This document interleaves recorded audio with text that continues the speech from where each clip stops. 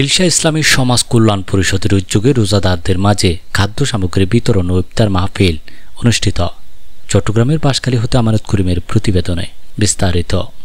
দক্ষিণ চট্টগ্রামের ঐতিহ্যবাহী সামাজিক সংগঠন বাঁশখালী উপজেলার বাহাছড়া ইউনিয়নের হিলসা ইসলামী সমাজ কল্যাণ পরিষদের উদ্যোগে পবিত্র মাহে রমজান উপলক্ষে খাদ্য সামগ্রী বিতরণ ও ইফতার মাহফিল অনুষ্ঠিত হয়েছে।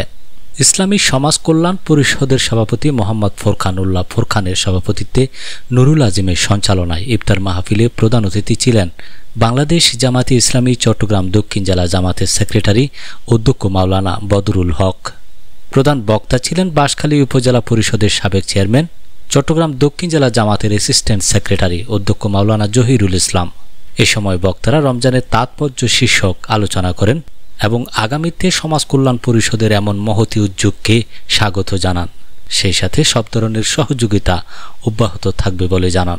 বিশেষ মেহমান ছিলেন বাংলাদেশ জামাতে ইসলামী চট্টগ্রাম চকবাজার থানা সেক্রেটারি বাহাছড়া ইউনিয়নের কৃতি সন্তান সাদু রশিদ চৌধুরী, উপজেলা জামাতের অফিস সম্পাদক মাওলানা মুজিবুর রহমান, ইউনিয়ন জামাতের অ্যাসিস্ট্যান্ট সেক্রেটারি বিশিষ্ট শিক্ষাবিদ ও বুদ্ধিজীবী কামাল উদ্দিন চৌধুরী, হিলসা ইসলামী সমাজ কল্যাণ পরিষদের সাবেক সভাপতি ফোরকানুল ইসলাম, কার্যকরী সদস্য রাশেদুল আলম, হাসানুজ্জামান চৌধুরী, মোহাম্মদ নূর উদ্দিন মঈনুদ্দিন, মোহাম্মদ মিজানুল হক, সিনিয়র সদস্য মোহাম্মদ বেলাল উদ্দিন, ইসাহাক মাহবুবুল আলম, আহমদ নবী, রাকিব আরফাত, রবিউল প্রমুখ।